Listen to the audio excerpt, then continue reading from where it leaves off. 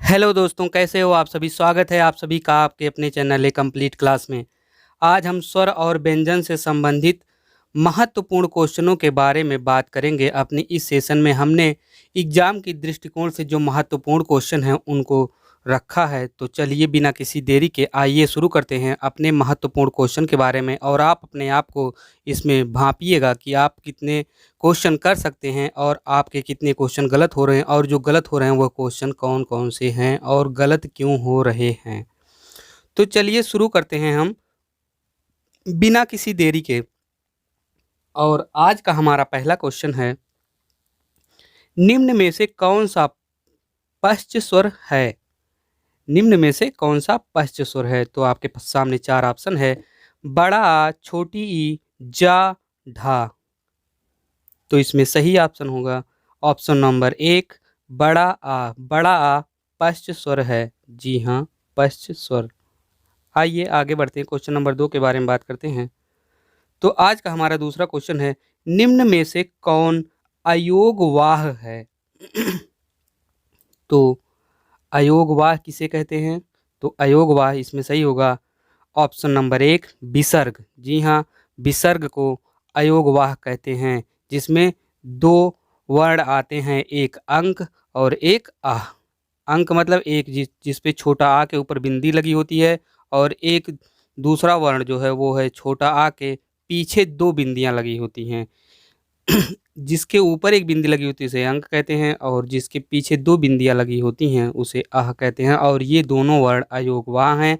मैंने इन सभी चीज़ों की, इन सभी छोटी छोटी चीज़ों के बारे में अपनी व्यंजन वाली क्लास में चर्चा की है।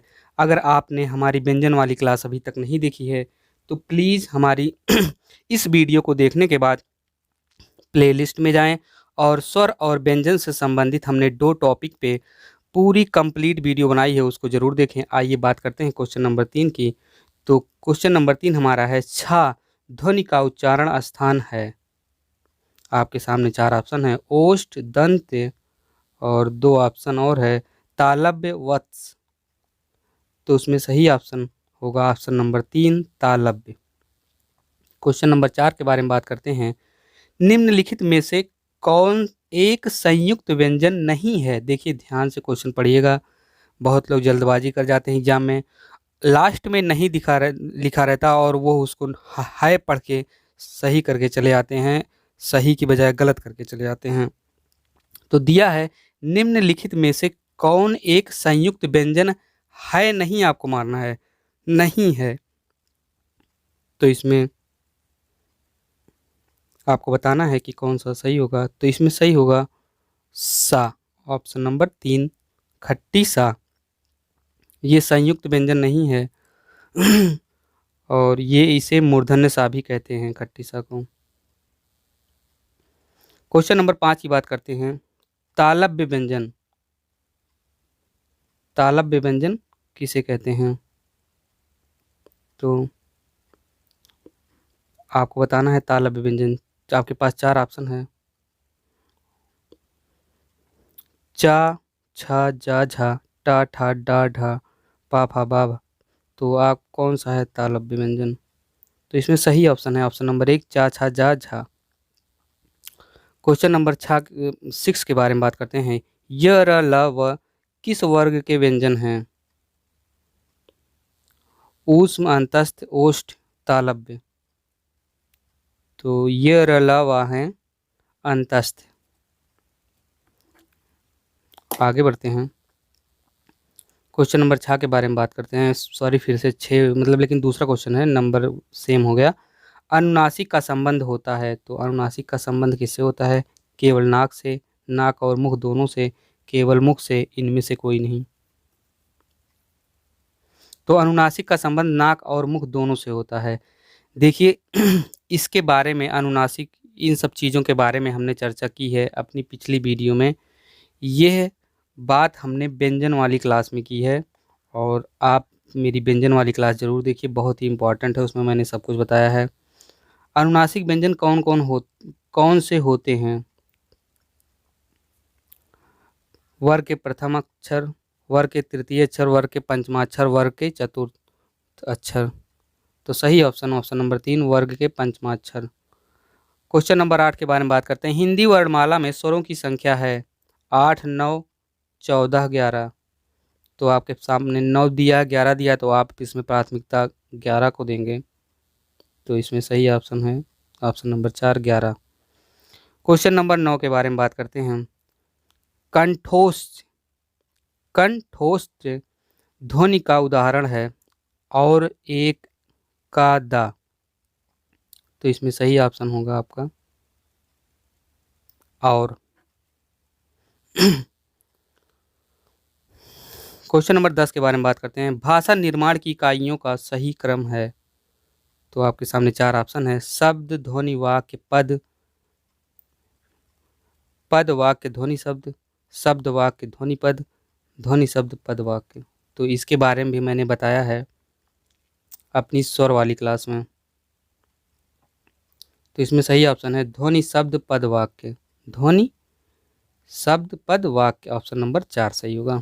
क्वेश्चन नंबर 11 की बात करते हैं। निम्न में से उच्चारण स्थान के आधार पर कंठ से लेकर मुख विवर में उच्चारित व्यंजन ध्वनियों का सही क्रम है। 4 ऑप्शन है, आपको बताना है कौन सा सही होगा। इसमें सही ऑप्शन है ऑप्शन नंबर 1 कंठ, तालव्य, वत्स, दंत, ओष्ठ। क्वेश्चन नंबर 12 के बारे में बात करते हैं। प्रयत्न के आधार पर ला किस प्रकार की ध्वनि है। तो ला है पार्श्विक। ऑप्शन नंबर 1 सही होगा। कौन सा अमानक वर्ण है। तो अमानक वर्ण है झा। सॉरी, ये झा नहीं है, ये भा है। इसके बाद फिर एक नुकीला ऐसे निकला रहता है जिसका कोई मूल ना हो, इसे अमानक वर्ण कहते हैं, जिसका प्रयोग कहीं ना हो। तो ये झा के बाद एक और डैश करके आगे निकला है, इसमें ये बन नहीं पाया है, सिंबल था नहीं। तो आइए आगे बात करते हैं क्वेश्चन नंबर 14 के बारे में।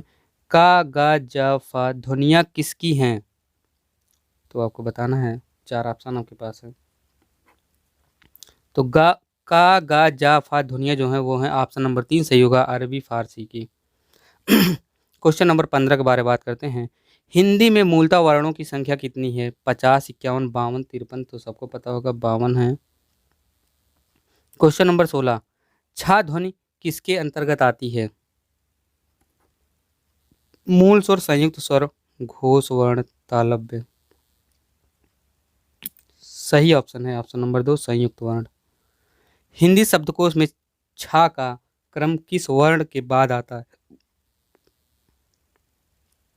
तो छा का क्रम का के बाद आता है, ऑप्शन नंबर 1 सही होगा का। क्वेश्चन नंबर 18, ज्ञ वर्ण किन वर्णों के संयोग से बना है।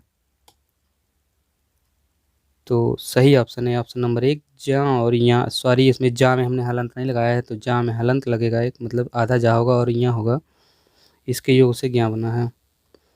तो आइए क्वेश्चन नंबर 19 के बारे में बात करते हैं। अघोष वर्ण कौन सा है। तो अघोष वर्ण है ऑप्शन नंबर 1 सही होगा सा। घा का उच्चारण स्थान कौन सा है। मूर्धन्य, कंठ, तालु, दंत। तो घा का उच्चारण स्थान है कंठ। का, खा, गा, घा, कंठ। ठीक है। 21 क्वेश्चन नंबर बात करते हैं। इनमें संयुक्त व्यंजन कौन सा है। तो ज्ञ है संयुक्त व्यंजन, अभी हमने ऊपर बताया ही है आपसे तुरंत। निम्नलिखित में से कौन सा वर्ण उच्चारण की दृष्टि से दंत नहीं है। तो टा जो है वो दंत नहीं है, बाकी ता, था, दाधा, ना ये हैं दंत। और दंती सा किसे कहते हैं, छोटा सा को, ये भी आप ध्यान दीजिएगा। निम्न शब्दों का अंत में आ आता है। निम्न शब्दों का, सॉरी ये मिस हो गया है, अंत में आ आता है उन्हें क्या कहते हैं। जिन शब्दों के अंत में आ आता है उन्हें क्या कहते हैं, निम्न पढ़ दिए हम। तो उन्हें क्या कहते हैं जिन शब्दों के अंत में आता है, तो उन्हें आकारांत कहते हैं। ऑप्शन नंबर 3 सही होगा। ये क्वेश्चन ही पूरा पता नहीं कैसे सही नहीं हो पाया है। क्वेश्चन नंबर 24 के बारे में बात करते हैं। छा वर्ण किसके योग से बना है। तो का और खट्टी सा के योग से छा बना है, तो इसमें ये सही नहीं लिखा पाया, कु लिखा गया, तो यहाँ हलंत होगा। और हिंदी वर्णमाला में स्वरों की कुल संख्या कितनी है? तो हिंदी वर्णमाला में स्वरों की कुल संख्या कितनी है? 13। मैंने स्वर वाली क्लास में पूरा बताया है, कैसे 13 होगा, कैसे 11 होगा और कैसे 9 होगा और 10 भी कैसे होगा। तो ये आप जाके देखिएगा, ठीक है। स्वर की क्लास हमारी पूरी देखिए इस वीडियो को देखने के बाद। निम्न में से कौन स्वर नहीं है? आ उ ए हा, तो इसमें हा स्वर नहीं है, डायरेक्ट पता चल रहा है। निम्नलिखित में कौन टा वर्ग नहीं है? टा वर्ग आपको भी पता होगा, टा वर्ग में कौन नहीं आता? तो धा नहीं आता टा वर्ग में, टा ठा डा ढा डा, धा नहीं आता। हिंदी वर्णमाला में व्यंजनों की संख्या है तो 32, 34, 33, 36। तो व्यंजन की संख्या कितनी है हिंदी वर्णमाला में? 33। भाषा की सबसे छोटी इकाई क्या है? हमने आपको बताया है अपनी पहली क्लास में। वीडियो को स्किप करें, पूरी क्लास देखें हिंदी का जो पीछे है। तो भाषा की सबसे छोटी इकाई है वर्ण। हमने इसके बारे में पूरा एकदम बहुत डिटेल में चर्चा किया है। क्वेश्चन नंबर 30, वर्णमाला कहते हैं किसको? तो वर्णमाला किसे कहते हैं? तो इसमें सही ऑप्शन नंबर 3, वर्णों के व्यवस्थित समूह को वर्णमाला कहते हैं। हमारी अगली टॉपिक पे इसी टॉपिक पे वीडियो बनेगी, क्योंकि ये भी 30 ही क्वेश्चन हुआ है। आगे भी 30 क्वेश्चन और हम बनाएंगे, दोनों का मिक्सअप रहेगा स्वर और व्यंजन का। सभी को नमस्कार, धन्यवाद, बाय बाय।